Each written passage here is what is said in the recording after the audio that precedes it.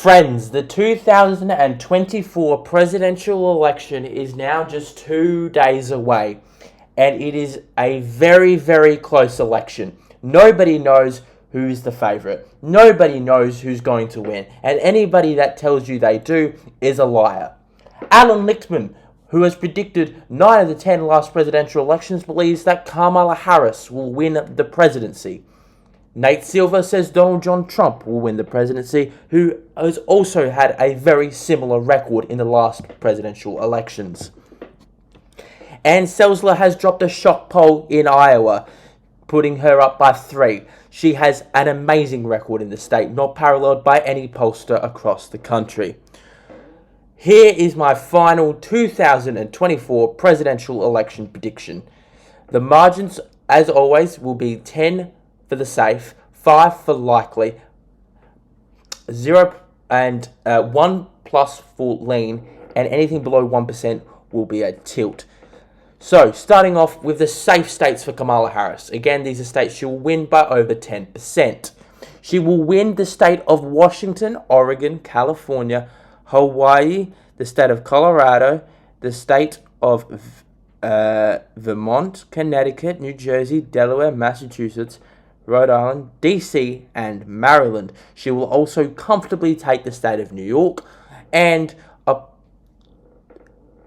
also comfortably winning the state of Illinois.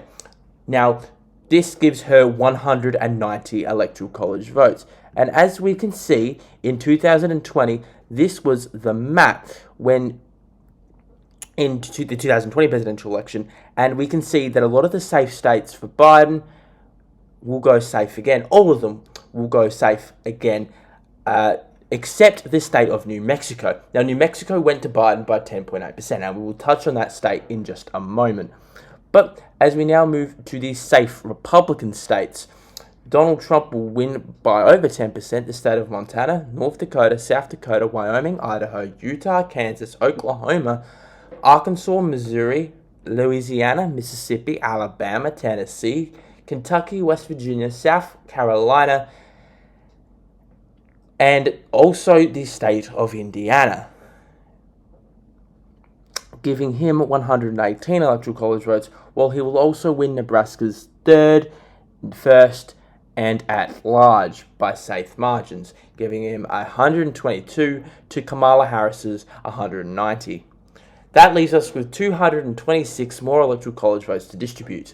Now we go to the likely Harris states. These are states that she will win between a margin of 5.01% and 10%.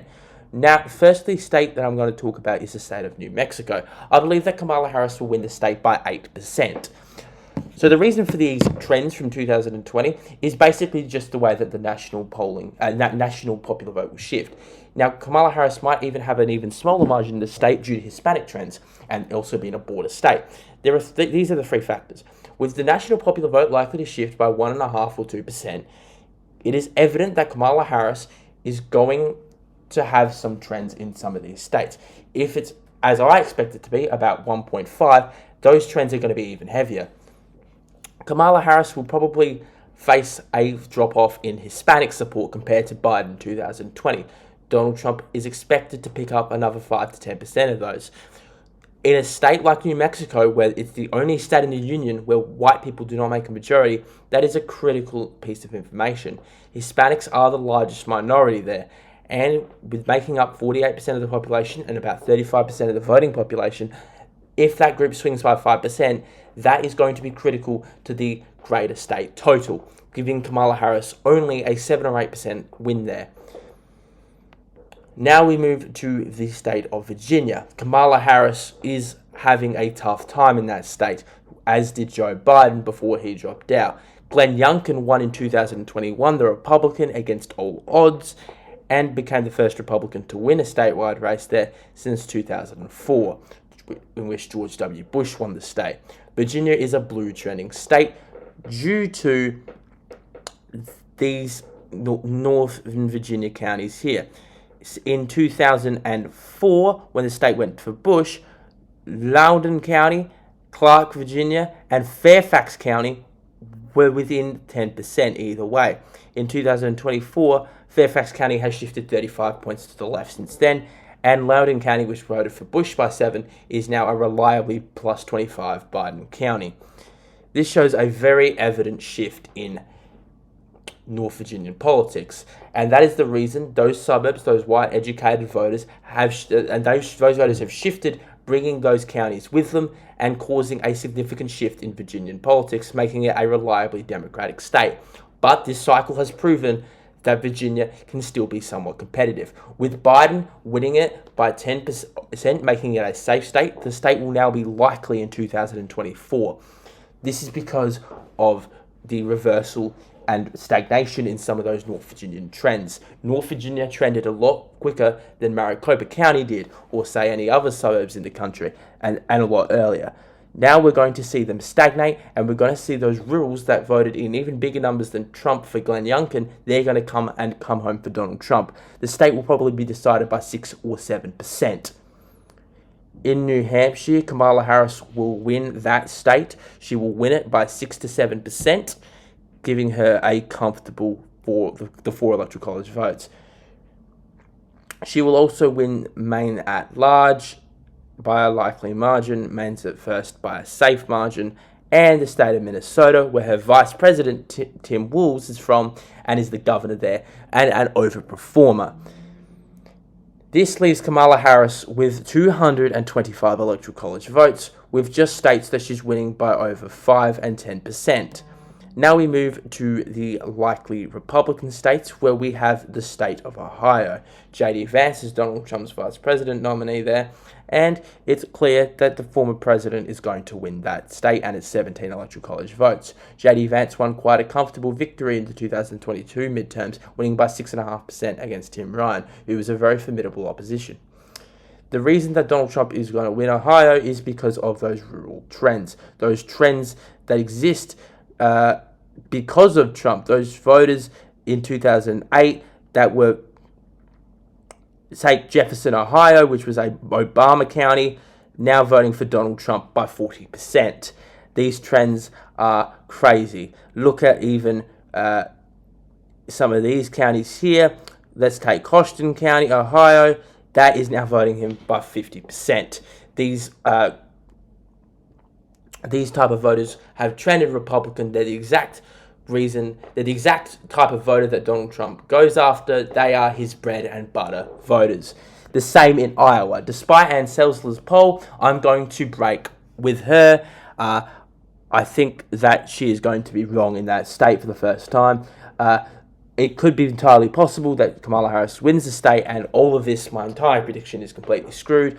But I'm sticking with my gut and probably every other poll. Emerson College, who also has a good record, had Trump up 10. And the Ann Selsler poll was a little bit interesting because it did have a Biden recall of roughly 5%, which shows a lack of weighting because obviously that's ridiculous. The electorate will not be Biden plus 5. It'll probably be closer to Trump plus 9. So that's another interesting fact to account for in that state. In the state of Texas, Donald Trump will win by 6%. Now, obviously, it is a blue trending state. Go back to 2012, and you would see Mitt Romney winning by a very large 16%. Now, Donald Trump is still the favorite in the state, but look at some of these counties. Take Kennedy, Texas, which was a Republican plus 1, that's moving. Southern Texas is in some levels moving those sort of Hispanic voters. But take some of the Houston suburbs and Harris, Texas, that went to Obama by the barest margin, is now a reliable Democratic voting. And of course, it is such a significant part of the population. Here in these two counties, Fort Bend and Harris, you have more of the vote than all down here in the Hispanic areas, which is why it's so critical that Donald Trump offsets some of those trends with Hispanic trends. So now we move to the state of Alaska, which Donald Trump will win quite comfortably by a 7 or 8% margin. Again, another blue trending state, but Donald Trump's going to win it. In Maine second, he will win there as well. And in Nebraska second, Kamala Harris will win by a likely margin. We now are left off with the 7 swing states plus Florida. Donald Trump will also win Florida by a likely margin, probably closer to 10 points than 5. I'm thinking 8 or 9. Ron DeSantis had a major victory there, and it's obviously a Republican trending state. If you just want to look at the county map, look at it when Obama ran. You had Miami-Dade County voting for Barack Obama by 23%. Fast forward to 2020, Biden only won it by 7, and Ron DeSantis won it by 11. So it's becoming very evident that Donald Trump is going to carry that state pretty comfortably, and it will probably be at a 9% margin. Now we are left with these 7 swing states, the 7 states that have been talked about that equate to 93 electoral college votes. Toss-up state that I am most comfortable predicting. I believe that Donald Trump is going to win the state of Arizona by a solid 2.5-3% margin. So recent polls in Arizona have been very favorable to the former president. He has led a Siena New York Times poll, which is the most accurate pollster in the country according to the 538 ratings, by a landslide 4%. And in that scenario, he could almost flip back Maricopa County. He led the Atlas Intel poll by 7, the Data Orbital poll by 8, Trafalgar by 2, Insider Advantage by 3, Marist by 1, and Ramesine by 2. Now, a lot of these aren't great pollsters, but New York Times Siena is an absolute, unequivocal A-grade pollster, and Trump having a 4% lead in that poll is the final piece of information that we need to make a concluded position on the state. Now, another piece of evidence that I'm going to suggest is also due to Hispanic trends, but also the issue of immigration. Arizona is the only of the 7 swing states, the ones that are put in grey, that have immigration as their biggest issue. It's actually the only swing state, according to Emerson College's poll, that have their top issue not being the economy. The top issue in Arizona is the border, followed by the economy, and that is a really big deal. Donald Trump has such an overwhelming lead on the issue of immigration, especially in a border state like Arizona. They believe that is their top issue, and they will vote accordingly. I believe that Donald Trump is going to win Arizona based off of the polls we've been seeing, and so on. So, in the next state I'm going to predict is the state of Nevada. I believe that Donald Trump will have a very, very slight victory there. Looking at John Rolton, who seems to be uncomfortable making a prediction at the moment, I think it's becoming clear that his prediction is going to have Trump up by a very small amount, or Kamala Harris up by a very small amount. If we look at the early voting figures there, only now are Democrats starting to get some votes in, but they're still losing in mail-in votes. And that's mail. That's not in-person early voting. That's mail. And if Republicans have a firewall there, it's over. Democrats are going to need a miracle in terms of on-the-day voting to win that state, as they did almost in 2022 with that storm that came over the state in Las Vegas. But Republicans still lead by 40,000 votes in Clark's mail-in ballots, and that's that's not great news for Kamala Harris. She needs to be basically within 10,000 at the worst in that state. She's down by 40,000 in Clark County mail-ins, so Donald Trump's going to win there. Moving to the state of Georgia, Georgia's going to go to Donald Trump by 1% or even 1.5%. The A-grade pollster, ACJ, I think it's called, it's slipped my mind, has said that Donald Trump is going to win it by 4. If we look at the counties that have, because people are talking about the early vote in Georgia and how high and how much it is compared to 2020. Well, if we actually look at it, 71 counties in Georgia have more than 100% early vote turnout compared to 2020. 70 of them voted for Donald Trump in 2020. Republicans are energized in Georgia. They're getting out, they're voting early, they're voting with mail, they're voting in person, And it's becoming pretty clear to me that with an estimated 10% drop off in African American votes in the state, that Donald Trump is going to win in Georgia. I mean, just look at these trends. Obviously, in 2012, you had the Atlanta suburbs, you had Fulton and DeKalb County, which were, somewhat close, and now they're adding 30% on. But Republicans are going to have to find a way to win that state without Atlanta suburbs being close. They're going to keep trending blue, there's no doubt about that, and it's going to become increasingly difficult for Republicans to win there. But Brian Kemp could do it, and Brian Kemp has used a lot of his reinforcements in the state to back Trump, even though they have a fractured relationship. And overall, I believe that Donald Trump is going to win the state of Georgia by a 1% margin. The biggest issue there is the economy, followed by immigration. It's one of the more conservative states on abortion. Brian Kemp signed a 6-week abortion ban, and it didn't really seem to get any repercussions for that in the 2022 midterms, whereas a lot of others did get quite a lot. The polls look great for Donald Trump in Georgia. They are very accurate in Georgia. Polling in Georgia is exceptional. I think it missed the mark in 2020 by 1.5, and that's in a year where they were missing in the Rust Belt by like 8 or 9%. But you have all these very good pollsters. AJC, which has an almost perfect record in the state, nailing Raphael Warnock's victory in the runoff, and I think being off by 1.5 in the actual election. And AJC has him up 47-43. You have Siena, New York Times, which is one of the best pollsters having it in the country, having it as Harris +1. But, if you take an average of some of the higher quality polls, Bloomberg, which is a Democratic biased pollster, has Trump up by 2. Marist has it as a tie. It's going to be very close in Georgia, especially with the Atlanta suburbs.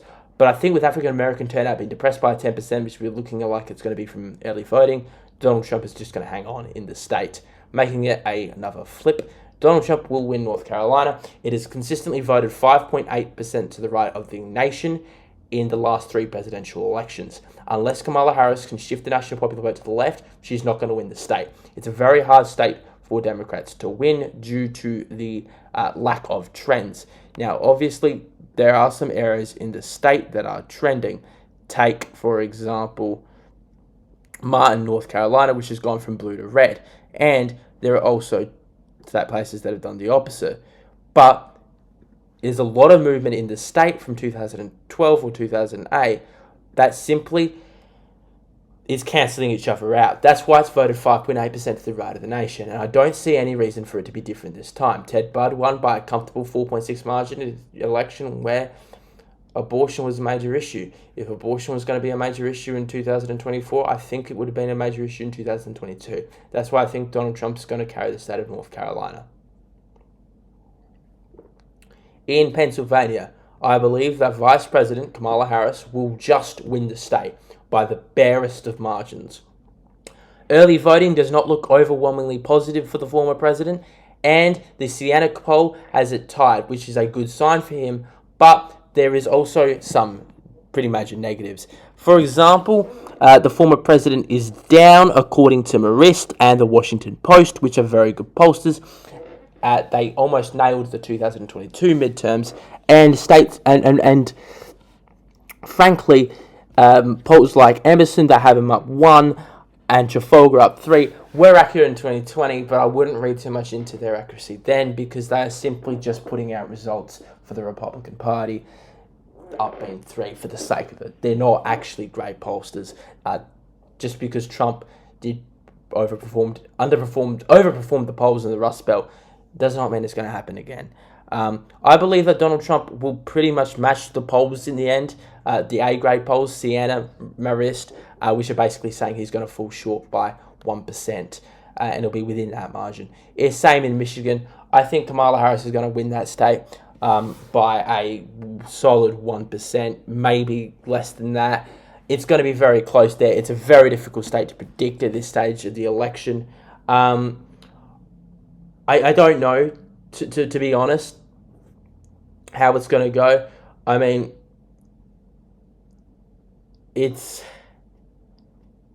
I think abortion is a really significant issue there, and if you look at the some of the Arab vote there, it's going to go to Jill Stein, but I don't think it's going to be enough. Even if every Arab voter in Michigan went to it's Jill Stein instead of Kamala Harris, and everything else stayed the same in the state, Kamala would just fall short it would still win in Michigan, sorry. So it's not